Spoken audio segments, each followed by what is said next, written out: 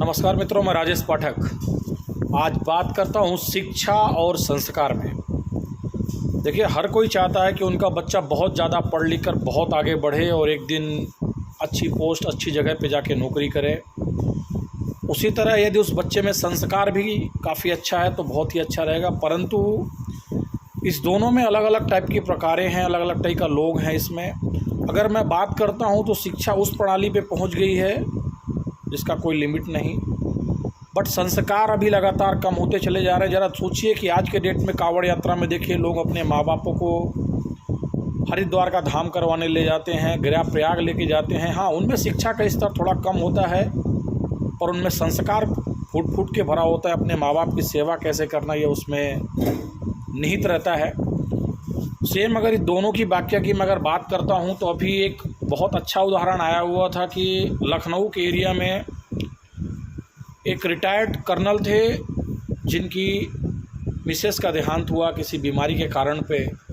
उन्होंने अपने दोनों बेटों को बहुत पढ़ाया क्योंकि वो ऑलरेडी एक सरकारी पोस्ट में थे, कर्नल थे। तो उन्होंने अपने बच्चों को इतना अच्छी शिक्षा दिया, एकदम क्वालिफाई शिक्षा दिया, अच्छे से अच्छी जगह पर उनको शिक्षा का अवसर प्रदान किया। बच्चे पढ़े भी।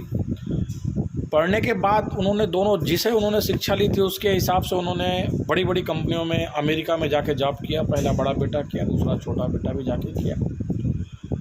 बट कर्नल थे पर उन्होंने संस्कार की कमी कैसे झलकती ज़रा देखिए उसमें। अचानक एक दिन कर्नल की मिसेज काफ़ी दिनों तक बीमार थी और बीमार रहते रहते एक दिन वो अचानक ख़त्म हो गई। कर्नल साहब उनको लिए बैठे, अपने घर में बैठे हुए थे। उन्होंने तुरंत अपने बेटों को फ़ोन लगाया कि आपकी माँ ख़त्म हो गई है, आप आइए बोले। बट उन दोनों में से जो भी डिस्कस हुआ हो, पर उनका छोटा बेटा यहाँ पर आया। आने के बाद अपने पिताजी से मिला। मिलने के बाद में उनके पिताजी ने बोला, क्यों बेटा, बड़े बेटा अभी तक क्यों नहीं आया बोले। और उन्होंने जिद मान लिया कि नहीं, बड़े बेटे को आना चाहिए। दोबारा फ़ोन लगाओ और फ़ोन लगा के ये पूछो कि आप आए क्यों नहीं। अंत में छोटा बच्चा एकदम झुझला गया, झुझला के बोला कि बड़े भैया ने एक चीज़ बोला है कि अभी माँ ख़त्म हुई है तो आप चले जाओ, जब पिताजी ख़त्म होंगे तो मैं निपटा के आ जाऊँगा।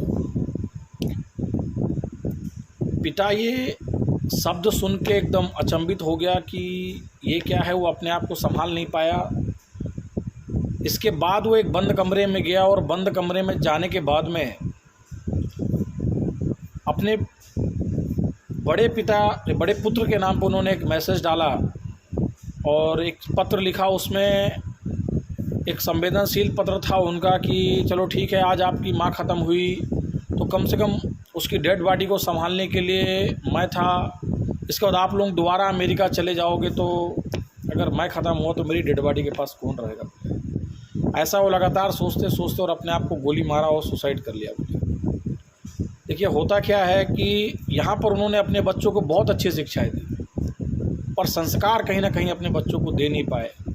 इसलिए यदि शिक्षा थोड़ा कम भी है और अगर बच्चे संस्कारी हैं तो अपने माँ बाप को वो पूरी तरह से ध्यान रखेंगे।